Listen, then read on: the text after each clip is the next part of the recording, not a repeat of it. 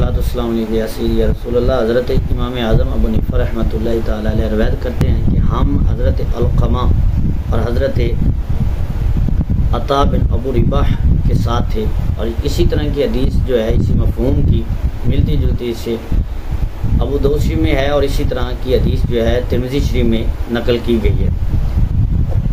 حضرت امام اعظم فرماتے ہیں کہ حضرت علقمہ نے حضرت عطا سے سوال کیا کہ ہمارے شہروں میں ایک قوم ایسی ہے کہ وہ اپنے آپ کو مومن ثابت نہیں کرتے، بلکہ وہ کہتے ہیں کہ انا مؤمنون انشاءاللہ تعالیٰ، کہ اگر اللہ تعالیٰ نے چاہا تو پھر ہم مومن ہیں۔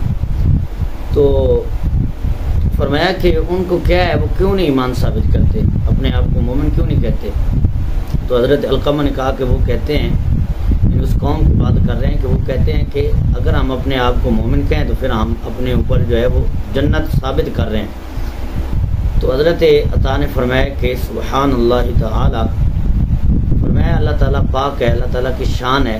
یہ تعجب کا جملہ ہے۔ فرمایا یہ شیطان کا دھوکہ ہے اور شیطان کا مکر و فریب ہے، شیطان کی چال ہے، اور شیطان نے ان کو عظیم اسلام کے احسان سے جو ہے اس سے دور رکھا ہے۔ اور فرمایا میں دیکھتا ہوں کہ وہ سنت رسول کی جو ہے وہ مخالفت کر رہے ہیں۔ حضرت عطا جو کبار تابعین میں شامل ہوتے ہیں، فرماتے ہیں کہ میں نے بڑے صحابہ کرام کو جو ہے وہ دیکھا ہے کہ وہ اپنے آپ کو مومن اور اپنے لیے ایمان ثابت کرتے تھے، اور اس بات کی وہ نسبت جو ہے وہ جو حضور علیہ الصلوۃ والسلام کی طرف کرتے تھے۔ اور پھر فرمایا کہ وہ اپنے اوپر ایمان بھی ثابت کرتے تھے، اور انا مؤمنون، وہ یہ کہتے تھے ہم مومن ایمان والے، یعنی یہ ایمان کی نسبت اپنے پر کرتے تھے۔ ولا یقولون انا من اہل الجنہ، فرمایا یہ نہیں فرماتے تھے کہ ہم اہل جنت ہیں، لیکن ان کے جنتی ہونے میں تو کوئی شک نہیں ہے۔ کلہم صحابہ کرام جو ہیں وہ کلہم وعد اللہ الحسنہ، یہ قرآن کا فیصلہ ہے کہ اللہ تعالیٰ نے سب سے جنت کا وعدہ فرمایا ہے۔ ہر صحابی نبی جنتی، جتنے صحابہ کرام ہیں سب ہی جنتی ہیں جو ایمان کی حالت سے میں دنیا سے گئے۔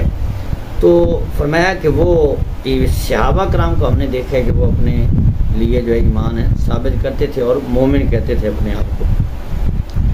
تو پھر فرمایا کہ اگر اللہ تعالیٰ ساری زمین اور سارے آسمان والوں کو جو ہے وہ عذاب دے تو وہ غیر ظالم لہم، تو اللہ تعالیٰ جو پھر بھی ظلم کرنے والا نہیں ہوگا۔ قرآن میں فإن اللہ لا یظلم مثقال ذرہ، اللہ تعالیٰ ایک ذرہ برابر بھی کسی پر ظلم نہیں فرماتا۔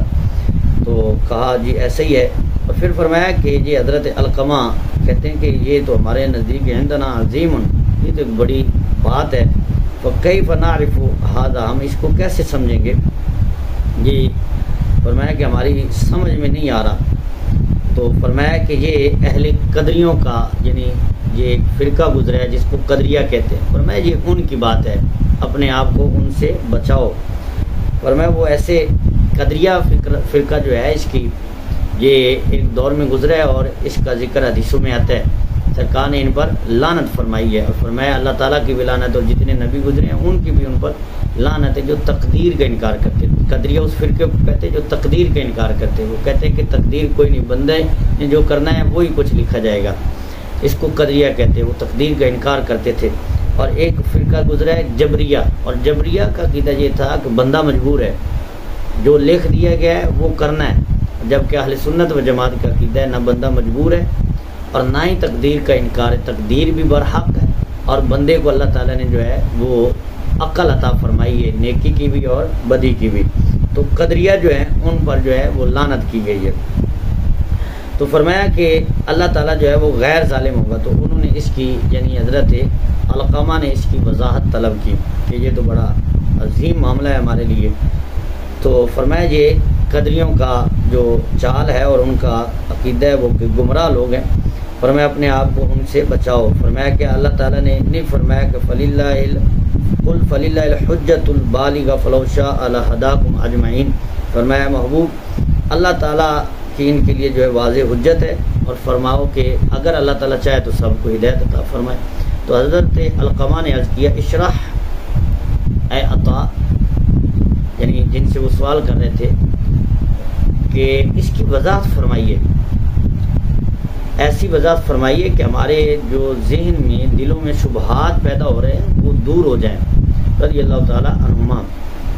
تو فرمایا کہ کیا اللہ تعالیٰ نے، یہ حضرت عطا رضی اللہ تعالیٰ عنہ آپ فرما رہے ہیں، فرمایا کہ اللہ تعالیٰ نے فرشتوں کو نیکی کی جو ہے وہ راہ نہیں دکھائی اور ان کے دلوں میں، ان کے قلوب میں جو ہے یہ بات نہیں ڈالی کہ نیک عمل کرنا ہے، اطاعت کی طرف جو ان کی توجہ نہیں کی، اور ان کو طاقت جو ہے اطاعت کی کس نے عطا فرمائی؟ تو کہا جو اللہ تعالیٰ نے عطا فرمائی ہے۔ تو ان کا ایسے ہی ہے، اللہ تعالیٰ نے ہی ان کو عطا فرمائی ہے۔ تو فرمایا یہ اللہ تعالیٰ کی نعمت ہے۔ اور ویسے یہ یاد رکھیں کہ جتنے فرشتے ہیں وہ معصوم عن الخطا ہیں، اور جتنے انبیاء کرام اور رسل اعظام ہیں علیہ السلام سارے ہی معصوم عن الخطا ہیں، وہ گناہوں سے پاک ہے۔ تو حضرت علقمہ نے عرض کیا جی ایسے ہی اللہ تعالیٰ نے ہی ان کو یہ نعمت عطا فرمائی ہے کہ نیکی کرنے کی، اور اللہ تعالیٰ نے ہی ان کے دلوں میں یہ ڈالا ہے۔ تو فرمایا یہ اللہ تعالیٰ کی نعمتوں میں سے نعمت ہے۔ تو فرمایا جب اللہ تعالیٰ اگر ان سے طلب کرے فلو طالبہم بشکر حاضر نعم، فرمایا اگر اللہ تعالیٰ ان نعمتوں کا شکریہ ان سے طلب کرے تو ما قدر والا ذالک و قصر، کسی میں طاقت نہیں ہے کہ اللہ کی نعمتوں کا شکر ادا کر سکے اور حق ادا کر سکے، تو فرمایا وہ قصر کریں، قصر مطلب نقصان ہوگا، ان سے کمی ہوگی، نعمتوں کا شکریہ ادا نہیں کر سکتے۔ تو اب یہاں دلیل بنا کر حضرت عطا کہتے ہیں وَقَانَ لَهُ أَن يُعَذِّبَهُم بِتَقْصِيرِ الشُّكْرِ وَهُوَ غَيْرُ ظَالِمٍ لَهُم، فرمایا اب اللہ تعالیٰ کو پھر حق ہے کہ جو اللہ تعالیٰ کی نعمتوں کا شکر نہیں کر سکتا، نہیں ادا کرتا، تو اللہ تعالیٰ ان کو عذاب دے۔ تو فرمایا اگر ایسا ہو تو اللہ تعالیٰ پھر بھی ظالم نہیں ہوگا، غیر ظالم ہوگا، یعنی اس لفظ کی نسبت جو اللہ تعالیٰ کی طرف ہے نہیں کی جا سکتی۔ تو اس حدیث پاک سے پتہ چلا کہ اللہ تبارک و تعالیٰ کی نعمت جو ہے اللہ تعالیٰ نے ہزار کروڑ نعمتیں بندے پر کی ہیں، بندہ حق ادا نہیں کر سکتا، لیکن اللہ تعالیٰ کا شکر ادا کرتے رہنا چاہیے جتنا ہو سکے، جتنی بندے میں طاقت ہے۔ اور پھر اللہ نے فرمایا لئن شکرتم لازیدنکم، فرمایا تم میری نعمتوں کا شکریہ ادا کرو گے تو میں تمہاری نعمتوں کو اور بڑھا دوں گا۔ اور ایک روایت بیان کی جاتی ہے، مفسرین نے اس کو نقل کیا ہے کہ اگر اللہ تبارک و تعالیٰ قیامت کے دن ایک بندہ جو ہے اس کی ایک نعمت کے بدلے جو ہے اس کی عبادت کو رکھے، اور یہ ایک آنکھ ہی نعمت ہے، فرمایا اس کے بدلے میں اگر بندے کی ساری عبادت رکھی جائے تو وہ عبادت تھوڑی ہو جائے گی اور نعمت جو ہے وہ بڑھ جائے گی۔ تو پھر بندہ عرض کرے گا مولا مجھے اپنی عبادت سے نہیں، میری عبادت سے نہ بخش، اپنی رحمت سے جو ہے وہ مجھے معاف فرما، تو اللہ تعالیٰ پھر رحمت والا معاملہ فرمائے گا۔ تو معلوم ہوا کہ اللہ تعالیٰ کی وَإِن تَعُدُّوا نِعْمَتَ اللَّهِ لَا تُحْصُوهَا، اللہ تعالیٰ کی نعمتوں کا ہم گننا بھی چاہیں تو گن نہیں سکتے، اتنی نعمتیں۔ شیخ سعدی شیرازی رحمۃ اللہ تعالیٰ علیہ فرماتے ہیں کہ اللہ تعالیٰ نے بندے کو اتنی نعمتیں دی ہیں کہ بندہ ہر سانس میں اللہ تعالیٰ کی دو نعمتیں استعمال کرتا ہے، ایک سانس لینے کی نعمت، پھر باہر نکلنے کی نعمت۔ اگر سانس اندر نہ جائے تو پھر بھی بندے کی جان جو ہے وہ خطرے میں ہے، ختم ہو جائے گا، بندہ فوت ہو جائے گا۔ اگر سانس باہر نہ آئے تو پھر بھی جو ہے، اور میں ایک بندہ سانس لیتا ہے دو نعمتیں استعمال کرتا ہے، سانس اندر جانا یہ بھی نعمت، باہر آنا یہ بھی نعمت۔ فرمایا بندہ شکر ادا تو نہیں کر سکتا، حق نہیں ادا ہو سکتا، حق تو یہ تھا کہ حق ادا نہ ہو سکا، لیکن بندے کو اپنی طاقت کے مطابق جو ہے وہ شکر ادا کرتے رہنا چاہیے۔